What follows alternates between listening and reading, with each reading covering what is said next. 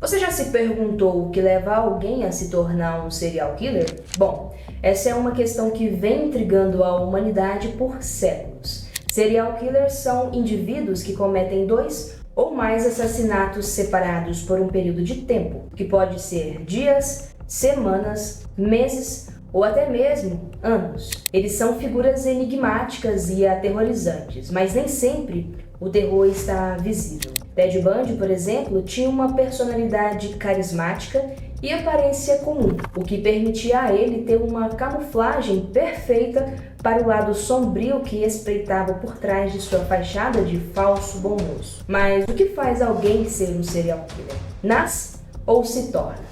A resposta não é simples, mas vamos ver nesse vídeo as últimas informações sobre isso. Eu sou a Ana Flávia e convido você a mergulhar nesse mundo de serial killers comigo. Então já curte esse vídeo e nos segue para explorarmos esse e outros mistérios e evidências por aí.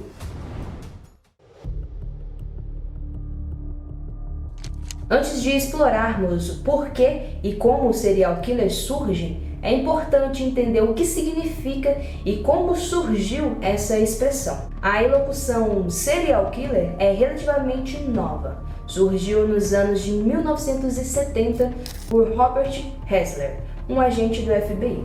Ele definiu os serial killers como aqueles que matam 3 ou mais pessoas em lugares diferentes com um intervalo entre os crimes. Essa definição foi adotada por muitos, mas também recebeu críticas pesadas. O problema? Bom, alguns especialistas disseram que essa definição era muito ampla, podendo englobar outros criminosos que não são exatamente o que pensamos sobre serial killers, como exemplo, os sequestradores e matadores de aluguel, que matam várias pessoas, só que não é do jeito clássico e estipulado para um serial killer. E foi dito também que essa definição não leva em conta o motivo dos crimes. Alguns serial killers são movidos por gratificação sexual, enquanto outros curtem fazer maldades ou querem só ter o controle total. Saber o porquê desses crimes é bem importante, porque ajuda a entender o que passa na cabeça deles e como escolhe suas vítimas.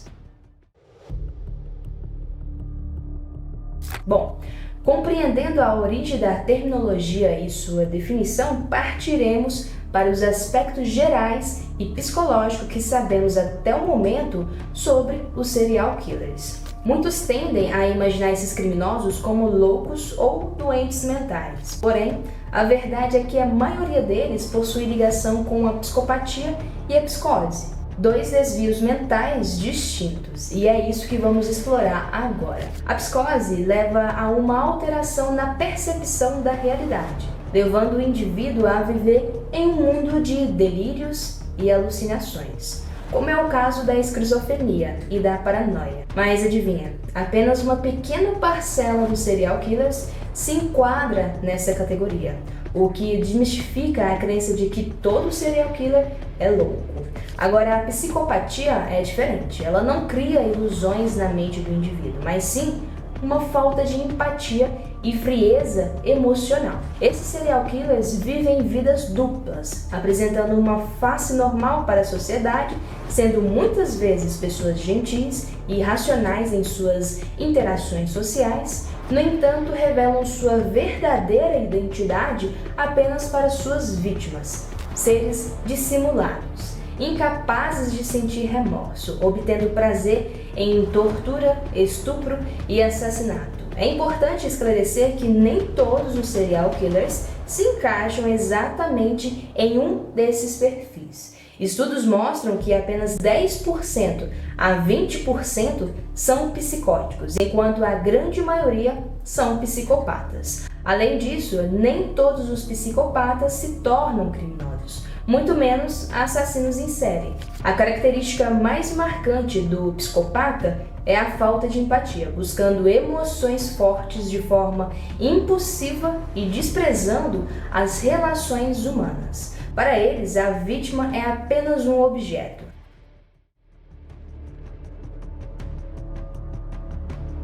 Os serial killers são divididos em 4 tipos distintos. O primeiro é o visionário, que são os psicóticos. Eles matam como respostas às vozes ou visões que lhe exigem que cometam os crimes. O segundo é o missionário. Esse grupo acredita que a sociedade deve livrar de determinadas categorias de pessoas, como homossexuais, prostitutas, mulheres em geral, crianças e afins. Eles creem que elas são o mal do mundo. O terceiro é o emotivo. Esses obtêm prazer no planejamento do crime e mata por pura diversão. E o quarto é o sádico, o criminoso que busca satisfação através dos sofrimentos das vítimas, mediante tortura, mutilação e posterior homicídio, os quais lhe trazem prazer sexual.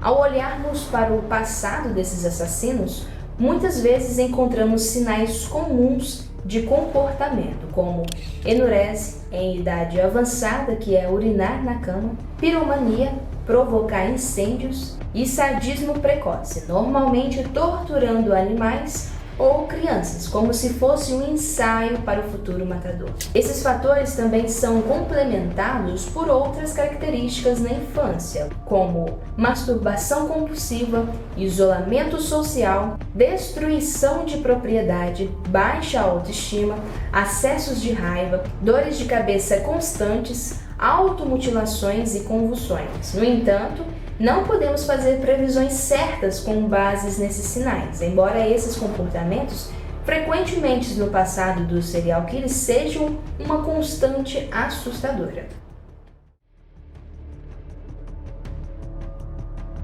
Mesmo com muitos estudos atualmente, nada é completamente certo, mas podemos falar que os serial killers são figuras complexas, cujo comportamentos são influenciados por um conjunto de fatores. O avanço da psicologia, impulsionado por estudiosos renomados como Jung e Freud, permitiu uma análise mais profunda dos atos cruéis. Especialistas de diversas áreas, incluindo policiais, psiquiatras, psicólogos, empenharam esforços para identificar as causas desses comportamentos aterrorizantes. Essas causas são multifacetadas, incluindo situações como abuso infantil, influência genética, desequilíbrios químicos, danos cerebrais e insatisfação com a sociedade. A história de vida desses criminosos frequentemente apresenta elementos como abuso psicológico, físico ou sexual, mas essa não é uma regra infalível. Evidências revelam que alguns serial killers vivenciaram algum tipo de trauma na infância, como acidentes ou agressões, resultando em danos cerebrais significativos. Por exemplo, John Wayne Gacy, conhecido como o palhaço assassino, sofria com desmaios devido a anomalias cerebrais. Já Arthur Shawcross, o assassino do Rio Genese, tinha fraturas no crânio. Outro fator é a influência do ambiente social, que pode impedir esses indivíduos ou causar revoltas com percepções de injustiças sociais. O papel da mídia também é debatido, pois alguns pesquisadores acreditam que ela pode incitar a violência em pessoas com distúrbios mentais. Quanto à herança genética, estudos sugerem que certos genes podem contribuir para esses comportamentos, especialmente quando associados a maus tratos na infância. Essas nuances da origem dos serial killers, embora apresentem alguns padrões, revelam uma complexidade enorme. Muitos desses indivíduos, ao longo do tempo, reproduzem as circunstâncias de sua própria formação, transformando-se de vítimas em criminosos. Ao contrário do que se possa imaginar, os serial killers não possuem um perfil específico de vítima em mente. A escolha depende do criminoso, pode ser aleatória ou estar ligada a algum significado pessoal. O objetivo principal é exercer controle e poder sobre elas. A maneira como despersonalizam essas vítimas é chocante. Para esses indivíduos, eliminar a individualidade e enquadrar alguém em um grupo é transformar um ser humano em um mero objeto desprovido de sentimentos. Surpreendentemente, a precisão com que manipula os corpos às vezes assusta até mesmo os médicos legistas. Alguns questionam se esses assassinos possuem formação médica devido à sua habilidade cirúrgica, quando na verdade sua indiferença é tamanha que desmembrar um corpo humano não é diferente de cortar um simples pedaço de pão para eles. Embora haja uma tendência de escolher vítimas aparentemente mais fracas, pois oferecem menos resistência, paradoxalmente o assassino parece encontrar maior satisfação sexual quando a vítima oferece mais resistência. É comum, mas não uma regra, que os alvos desses criminosos sejam pessoas que não chamem a atenção quando desaparecem, como mendigos, prostitutas ou marginalizados. Entretanto, como ressalta Ilana Kazoy, não existe um padrão fixo de preferência por vítimas específicas, pois o motivo do assassino geralmente faz sentido apenas para ele. O significado da vítima pode ser algo conhecido somente através de um estudo minucioso da mente do homicida. Na imaginação popular, a noção de serial killers como homens brancos, loucos e com aparência excêntrica é prevalente e em grande parte influenciada por filmes e séries que tendem a romantizar esses criminosos. No entanto, a realidade é mais complexa. Nem todos os serial killers são homens, embora a maioria dos casos envolva homens. Estudiosos explicam que, em geral, mulheres que sofrem abusos na infância tendem a internalizar seus sentimentos, levando a comportamentos autodestrutivos, como alcoolismo, drogas ou prostituição, em vez de se tornar agressivas ou predatórias. Assim, quando mulheres se tornam assassinas, é mais comum que escolham vítimas com quem tenham algum tipo de vínculo emocional, como maridos ou crianças. As estratégias de execução também divergem entre homens e mulheres, sendo os homens mais propensos à utilização de violência, estupro e tortura, enquanto as mulheres preferem métodos mais sorrateiros, como envenenamento ou sufocamento. A ideia de que todos os serial killers são altamente inteligentes é um mito. A figura de um assassino inteligente, como Hannibal Lecter, por exemplo, é mais uma projeção da fantasia dos criminosos do que uma realidade. Na verdade, assassinos com QIs genial são raros. Alguns são bastante inaptos, recorrendo a truques baratos ao invés de inteligência para enganar a polícia. Exemplos de estupidez não faltam, como exemplo, Gary Hay, que defendeu-se dizendo que as vítimas já estavam em sua casa quando ele se mudou. Ou Randy Kraft, encontrado dirigindo bêbado com um corpo estrangulado no banco do carona. Afinal, a pessoa nasce ou se torna um serial killer?